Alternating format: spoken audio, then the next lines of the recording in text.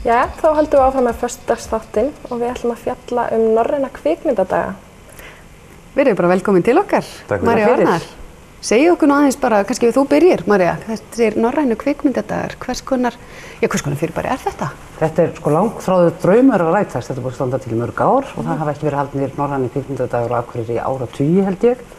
Og loksins tókst þetta með samstarfi Kvikindis og með ómetanlegri aðstoð frá norska, sænska og danska sendiráðinu. Þannig að þetta er snýst augljóslega norrænar kvikmyndir og þið hjá Kvikindi, þið hafa nú verið dálítið öflug að reyna að fá hingað norður sérstaklega myndir sem að rúlla ekki í kvikmyndahúsunum svona óumbeðið eiginlega. Já, það passar. Og þetta hófst í gær og við sýndum magnaða heimildamynd Olof Palme og ég var 14 þegar hann var myrtur og ég áttaði mig á því í gær, ég hefði ekki haft hugmynd hvað þetta var merkilegu maður. Og sumir segja kannski, já, maður getur horft á heimildarmyndir á YouTube eða á litla skjánum. En stemmingin í gær að horfa á þessa mynd meðast að magnað. Og síðan erum við með, þegar þessi þáttur fer í loftið, þá erum við í bíó að horfa á manstu hvað það er Mannen som elsket Yngve? Yngve, norsk mynd. Og síðan erum við að sýna daglega, núna helgina og síðan mánudag, þriðjudag klukkan 17:40. Ólíka myndir, allt frá stórmyndum sem hafa verið sýndar, sérstaklega þá í Reykjavík eins og En kongelig affær eða Royal Affair.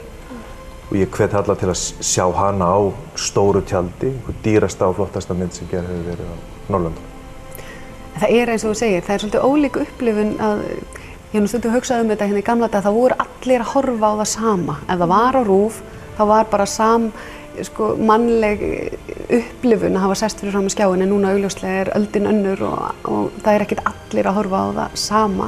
En það gerist eitthvað annað þegar þú situr með einmitt hópa fólki að upplifa þá sérstaklega einmitt kannski eitthvað sem er þessi virði að tala á eftir. Er þetta ekki, það hlýtur að vera partur af þessu? Já, mikill partur af þessu og þetta er og til dæmis varðandi bara fjölskyldur, ég fór og við tekka aldurstakmarkið og það er 11 ára aldurstakmark inn á myndirnar.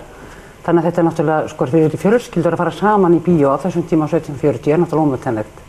Að geta haft þessa sameiginlegu upplifun á breiðtjaldi og geta svo rætt saman myndir og annað. En í gær var alveg einstaklega ánægjulegt hvað margir mættu. Það var fullt hús. Fullt hús. Já.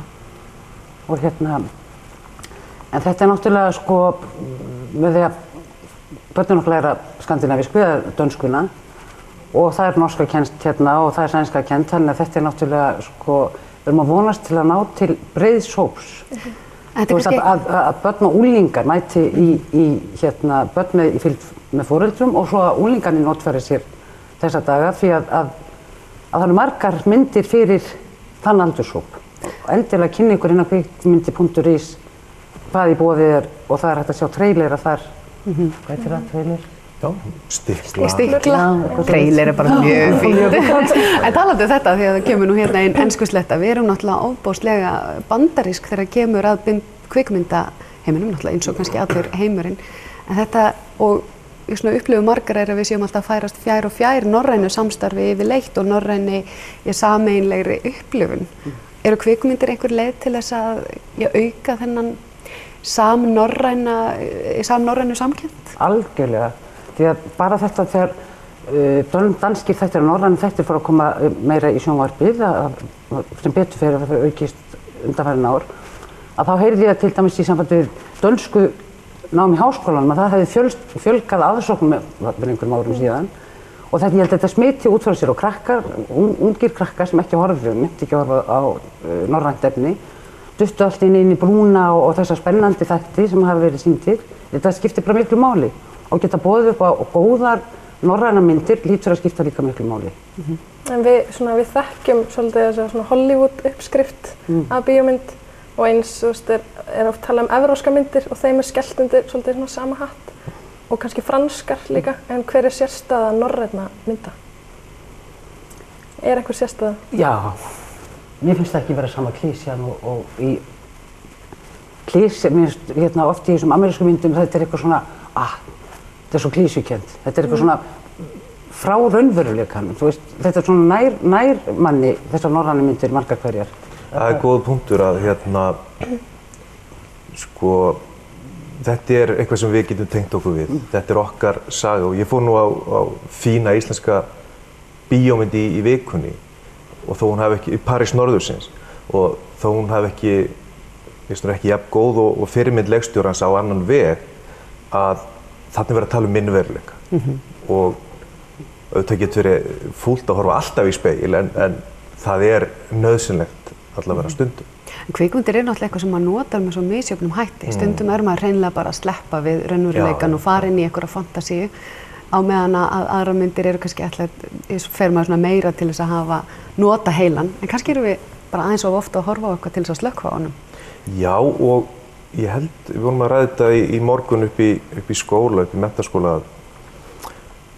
þegar við förum saman í bíó, það þessi samkennd, þetta félagslega fyrirbæri, að þá í kjölfarið ræðum við myndirnar og veltum okkur upp úr þeim.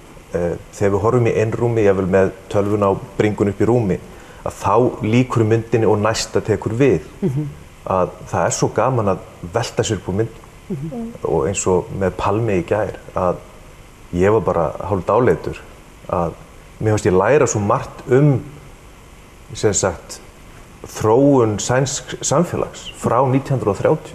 Ótrúlega mikið af flottum fréttamyndum frá víða úr heimi. Þetta var náttúrulega bara yfirferð yfir 20. öldina, bara sögutími.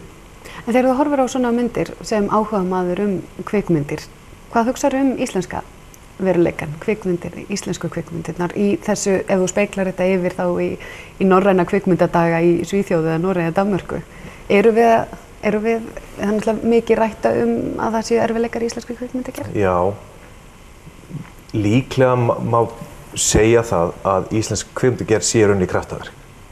Að sko peningarnir sem menn fá úr að spila, mannaflinn og það allt saman, að það að menn yfirhöfuð gerir kvikmyndir ævintýri. Og ekki það maður sé að taka viljan fyrir verkið núna, af því að það sem kemur út á góða myndir núna árlega finnst mér imponerandi.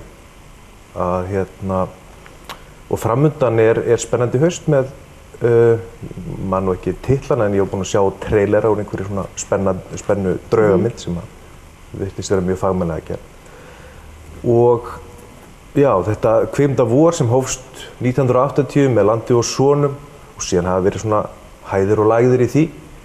En þessar myndir, Nói Albínói, Íslenski draumurinn, Börn og foreldrar, Vonarstræti núna síðast. Þetta eru myndir sem ég fann að horfa á aftur og aftur og aftur og eru komnar á svipaðan stað og íslensk klassík í bókmyndum, hvort sem það sjálfstætt fólk eða djöflagi. Og það líka fullt af fólki að búa til kvikmyndir og fólk virðist vera að leita svolítið óhefbundnari leiða til þess að fjármagna myndir í gegnum Karolínufund og annað, að fólk svona, það fullt af fólki sem til í að leggja þetta á sig. Það ódýrara að búa til myndir í dag. Heldur hún að var. En alltaf dýrt. Yndislegt. Þá bara að gera hvetja fólk til þess að fara inn á kvikindi.is og fylgjast með og taka þátt. Já. Ekki? Og svo verður þetta bara endurtekið, ef til text þá verður þetta bara árlegur viðburður vonandi. Já. Alveg, absolutt. Komið til að vera, vonandi. Kynnið ykkur endilega norræna kvikmyndadaga á kvikindi.is og við höldum áfram hérna í föstudagsþættinum eftir augnablik.